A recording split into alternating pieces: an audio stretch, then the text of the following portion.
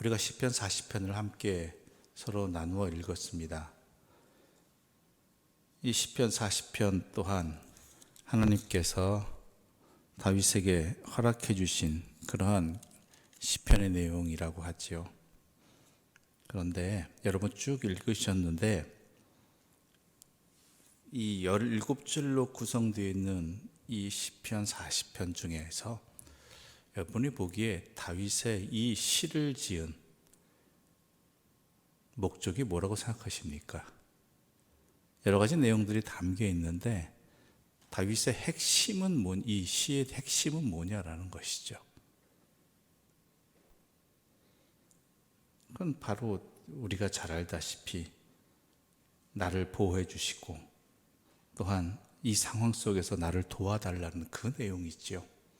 그렇죠. 뒷부분의 내용이 다윗이 이 시를 통해서 간절히 말하고 싶은 겁니다. 이 말을 하고 싶어서 앞의 내용들을 함께 하고 있는 것이지요. 앞의 내용이 어떤 내용입니까? 하나님께서는 나의 기도를 지금까지도 계속 들어주셨습니다. 나의 간구에 응답해 주셨습니다. 지금까지 그렇기 때문에 내가 살아왔습니다. 그래서 내가 여호와를 의지하고 살아왔고 하나님과 함께하는 삶의 기쁨을 누렸습니다. 그런데 나에게 그렇게 해주신, 그렇게 응답해 주시고 지켜주시고 인도해 주신 그 이유가 뭐냐, 목적이 뭐냐? 그것은 바로 무엇 때문이겠습니까? 우리 6절부터 7절까지 아니 8절까지 함께 읽겠습니다. 6절부터 8절까지 읽겠습니다. 주께서 내 귀를 통하여 내게 들려주시기를 제사와 예물을 기뻐하지 아니하시며 번제와 속죄제를 요구하지 아니하신다 하신지라. 그때 내가 말하기를 내가 왔나이다. 나를 가리켜 기록한 것이 두루마리 책에 있나이다.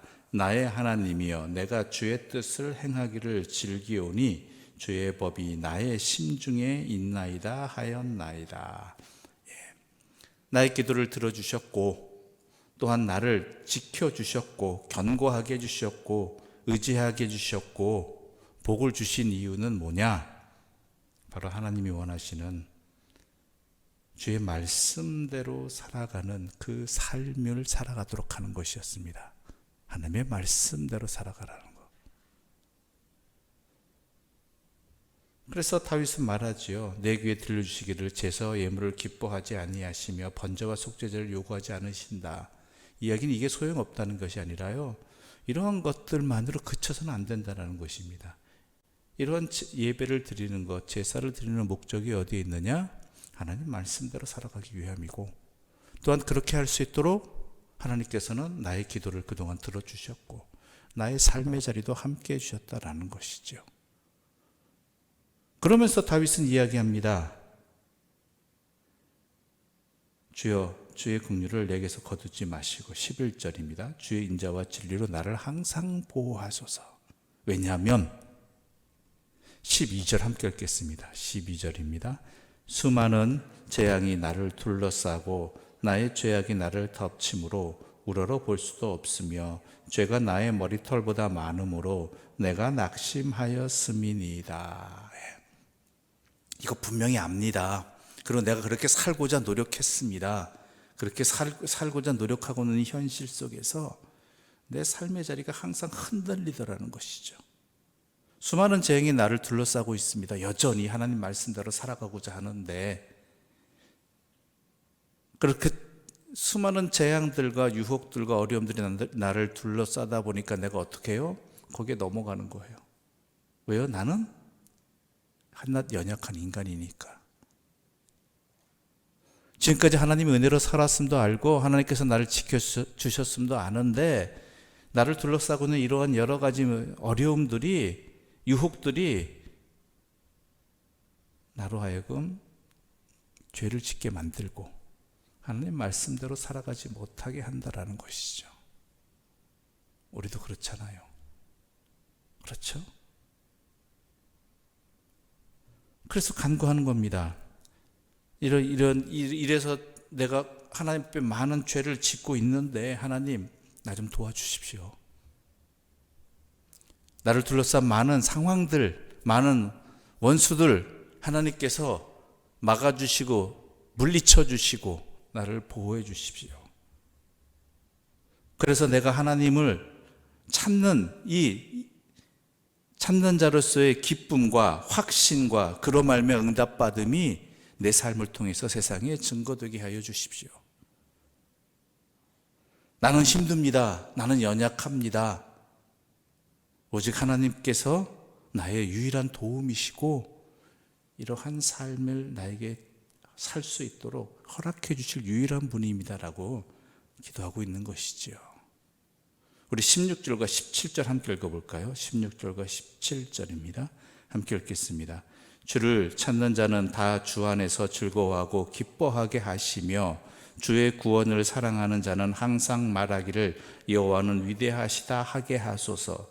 나는 가난하고 궁핍하오나 주께서는 나를 생각하시오니 주는 나의 도움이시요 나를 건지시는 이시라. 나의 하나님이여 지체하지 마소서. 아멘. 이게 다윗의 내용이에요. 기도 내용입니다. 우리 또한 기도합니다. 이런 기도를 드릴 수밖에 없는 우리가 그런 존재거든요. 하나님 말씀대로 살아가는 데 있어서 물론 우리에게 지금까지 하나님께서 많은 은혜를 베풀어 주셨고 많은 자비를 베풀어 주셨고 많은 사랑으로 함께 해 주셨거든요. 그가 어디에 있다고요?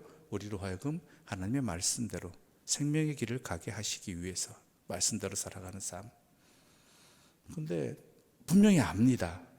그런데 현실 앞에서 우리는 너무나 연약하다라는 것이죠. 힘들다라는 것이죠. 그래서 우리는 기도해야 되는 거예요. 어떤 기도를? 우리의 삶의 여러 가지 문제를 놓고 하나님께 기도하는 거예요. 내 건강, 또한 물질, 또한 여러 가지 어려운 상황들, 답답한 현실, 두려운 문제, 이런 것들을 놓고 기도하는 것이죠. 우리 주기도문에도 오늘 우리에게 일용할 양식을 달라고 그렇게 기도하라고 예수님이 가르쳐 주셨잖아요. 그 이유가 뭔지 아세요?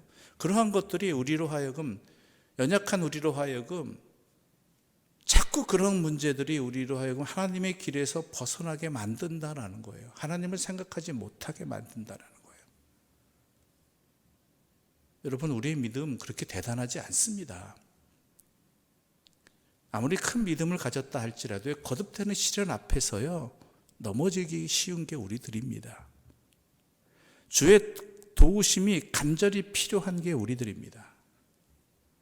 그래서 우리들이 이러한 일상의 여러 가지 삶의 자리에서 다가오는 상황이나 또한 인간적인 문제에 대해서 기도하는 것이 바로 이것 때문이에요. 기도하게 하신 이유도 바로 이것이고요. 여러분, 기도할 때 여러분 분명히 하십시오. 이런 문제가 해결되게 해주십시오. 이런 것들이 풀리게 해주십시오. 이러한 어려움이 걱정 없게 해주십시오. 아닙니다. 분명히 그걸 기도하는 건 맞는데 그것 자체가 목적이 돼서는 안 돼요. 왜 그게 해결돼야 되죠? 왜 두려움의 문제가 해결돼야 되고 왜 궁핍의 문제가 해결돼야 되고 내 삶에 다가온 시련들에 대해서 왜 기도해야 되느냐? 이유는 하나입니다. 내가 하나님의 백성답게 살기 위해서입니다. 그런데 우린 자칫 잘못하면 그 문제만 놓고 기도해요. 그 문제만 해결되면 끝이라고 생각해요. 아니에요. 하나님께서 물론 응답을 주시죠. 근데 그렇게 응답 주시는 이유 뭐예요? 내가 하나님의 백성답게 살게 하기 위해서, 주의 말씀을 지키며 살아가게 하기 위해서. 우리도 그 분명한 목적 아래서 우리가 구할 바를, 하나님께 간구할 바를, 하나님의 도우심을 구할 바를 기도해야 된다는 것이죠.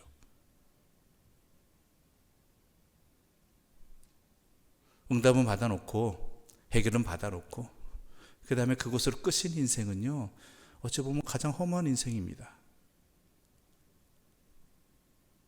가장 말도 안 되는 인생이죠. 왜 그것을 기도했는지, 또한 하나님께서 왜 응답 주셨는지, 또한 왜 그것을 내가 원하는 대로 응답 안 주시는 응답을 주셨는지, 무슨 얘기인지 아시겠죠? 난 이렇게 해결되기를 바라는데 내 은혜가 내게 족하다라고 남겨두시는 경우도 있잖아요. 왜죠? 주의 뜻대로 살아가기 위해서, 하나님 붙들며 살아가게 하기 위해서. 그럴 때 응답 주심도 감사한 일이고요, 응답 안 주신 것도 감사한 일이 되는 것입니다.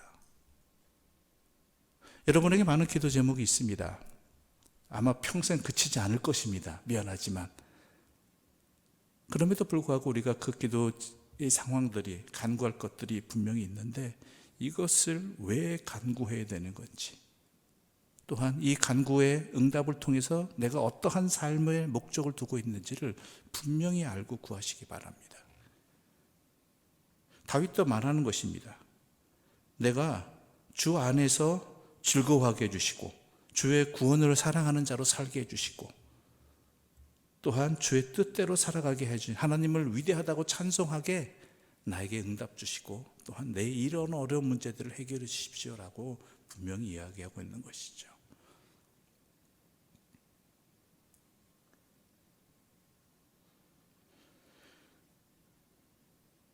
우리 이 시간에 나와서 함께 드리는 간구가 이런 분명한 목적을 놓치지 않는, 그러기 위해, 그렇게 살기 위해서 드리는 간구이길 바라고요. 그래서 하나님께서 응답 주셨을 때 우리가 응답 주신 것에만 마음이 뺏기는 것이 아니라 이 응답을 통해서 내가 어떻게 살라고 하나님께서 나를 인도해 주시는구나, 또한 이끌어 주시는구나, 이것을 통해 내가 하나님 앞에 어떻게 살아야겠구나라까지 이어지는 복된 기도가 되기를 바라고요. 그리고 하나님 주신 것으로 인해서 하나님의 품 안에 거하는 주의 말씀대로 살아가는 기쁨을 누리시는 복된 주님의 사람들 되시기를 간절히 소망합니다. 다시 한번 말씀드립니다. 여러분들이 구하는 것 두려워하지 마십시오. 그러나 왜 구하는지 분명한 목적을 놓치지 마십시오. 우리 인생에 살아가는 참된 목적은 하나님께 영광 돌리는 삶이고, 그러기 위해서는 주의 말씀대로 살아가기 위해서라는 것입니다. 다시 한번 말씀드립니다. 우리가 주의 말씀대로 살아갈 수 있는 것은 우리에게 가장 큰 복입니다. 그러기 위해서 기도하는, 나의 연약함을 분명히 알고 기도할 수 있는 그러한 주님의 사람들 되시기를 간절히 소망합니다. 기도드리겠습니다. 하나님 아버지, 감사합니다. 우리는 연약합니다. 우리는 궁핍합니다. 오직 하나님밖에 의지할 수 없는 자들입니다. 아니, 하나님을 의지할 수 있기에 복된 자들입니다. 그런데 우리에게 벌어지는 여러 가지 일들로 말미암아 하나님을 내 중심에 모시고 살아가는 것이 아니라, 나의 시선을 하나님께 두는 것이 아니라, 내 삶의 목적을 주의 말씀대로 살아가는 복된 삶을 살아가는 것이 아니라, 그저 내가 세상 속에서 무엇을 얻어내고 지켜내고 하는 그것을 위해서 내 인생을 살아왔고 기도하기만 하였습니다. 그래서 하나님께서 우리에게 자비와 은혜로 응답 주셨지만 그 응답 그 자체만으로 멈춰버리는 우리의 삶의 안타까움을 불쌍히 여겨 주시옵소서. 우리는 간구할 수밖에 없습니다. 하나님의 도우심을 구할 수밖에 없는 인생입니다. 왜냐하면 주의 말씀대로 살아가고 싶은데 그게 가장 복된 일인 줄 분명히 알면서도 우리의 연약함과 어리석음 때문에 자꾸 놓쳐버리고 시험에 빠져버리고 유혹에 넘어가기 때문입니다. 주여, 우리는 간구하겠습니다. 많은 것을 간구할 때도 있을 것입니다. 그 모든 목적이 주의 말씀대로 살아가기 위함이고 하나님의 사람으로 살아가기 위함이라는 것을 분명히 그 목적을 놓치지 말고 기도하게 해주시고, 그 목적 하에서 나에게 주시는 하나님의 뜻을 밝히 알고 살아가는 복된 사람들 되게 하여 주시옵소서. 예수님의 이름으로 기도드립니다. 아멘.